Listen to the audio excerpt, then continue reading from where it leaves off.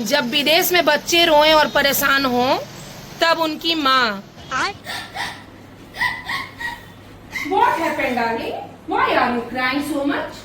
Nothing, Mom. I'm just feeling sad. My ma'am cut 2 marks today. Don't worry, darling. It's okay. I give you hot chocolate milk. Come with mom.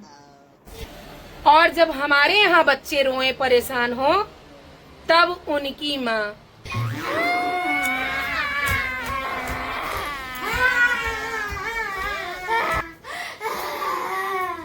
काहे रो रही हो जी तुम? Sir वर दुख रहा है का? ए जी, तो पेट और दुखा रहा है का जी? भूख भूख लगी है जी?